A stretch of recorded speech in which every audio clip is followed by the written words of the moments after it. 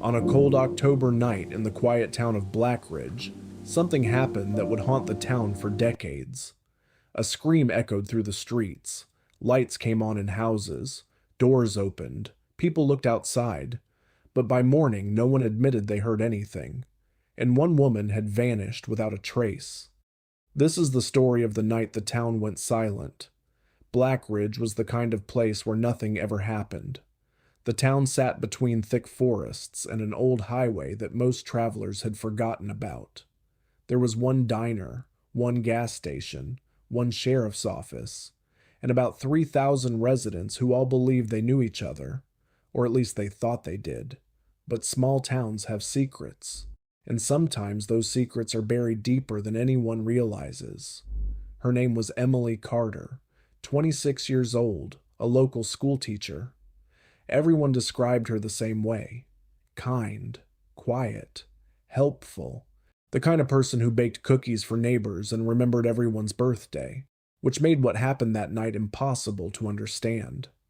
At exactly 9:42 p.m., Emily called her sister. Her voice was shaking. She said only 3 words: "Someone is watching me." Then the phone went dead. The last person to see Emily Carter alive was Daniel Brooks, the owner of Blackridge Diner. He told police she stopped by around 9 p.m. She ordered coffee, but she barely touched it. Daniel said she kept looking out the window like she expected someone to walk in. Or maybe someone was already outside. When she left, Daniel watched her cross the street toward her car. Then something strange happened. A black pickup truck slowly drove past her. The headlights turned off for a moment. Then the truck disappeared into the dark road leading toward the forest.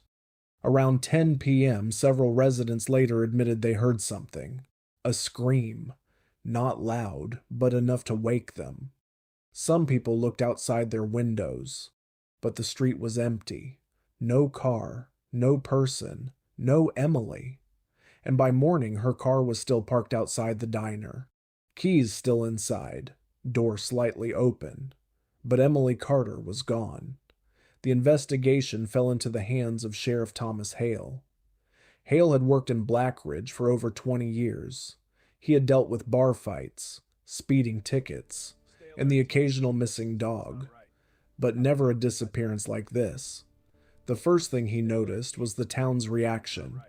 No panic, no urgency, just silence. Too much silence. Behind Blackridge stretched miles of dense forest. Locals called it the Gray Pines. It was the kind of place where sunlight barely reached the ground. Search teams combed the area for 2 days. They found nothing. No footprints, no torn clothes, no signs of struggle. It was like Emily Carter had simply vanished. 3 days later, something changed. A man walked into the sheriff's office. His name was Ethan Cole. He claimed he saw the black pickup truck the night Emily disappeared, but what he said next chilled Sheriff Hale. Ethan said the truck didn't belong to anyone in Blackridge. He had seen it before, late at night, driving slowly through town, watching houses, watching people, and sometimes stopping near Emily Carter Street. Sheriff Hale decided to check Emily's house. Everything looked normal. Books on the shelf, clothes in the closet, dinner dishes still in the sink. But then Hale noticed something strange. Inside Emily's bedroom drawer there was a small notebook. Most pages were empty, but the last page had a single sentence written in shaky handwriting. "I know what they did." Sheriff Hale stared at the words. What did she know? And who was they? That night the town gathered at the local church. Concerned neighbors, worried friends. Everyone claimed they wanted answers, but as Sheriff Hale spoke, he noticed something unsettling. People avoided eye contact. Conversations stopped when he walked near. It felt like the entire town was hiding something. Then an old woman approached him quietly. She whispered something that made Hale's heart race.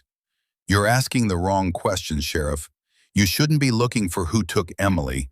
You should be asking what Emily discovered."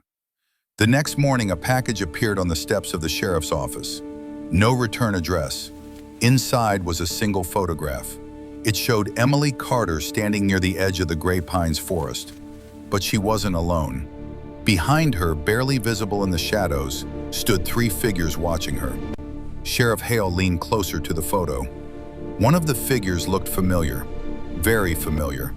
And that's when he realized something terrifying. If he was right, then Emily Carter hadn't been taken by a stranger. Her disappearance had something to do with someone inside Blackridge.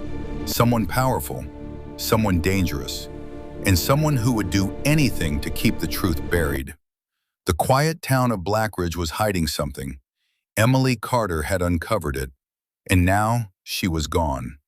But the deeper Sheriff Hale dug into the mystery, the more he realized one thing. Emily Carter's disappearance was only the beginning. Because in Blackridge, the real crime was still waiting to be discovered. To be continued.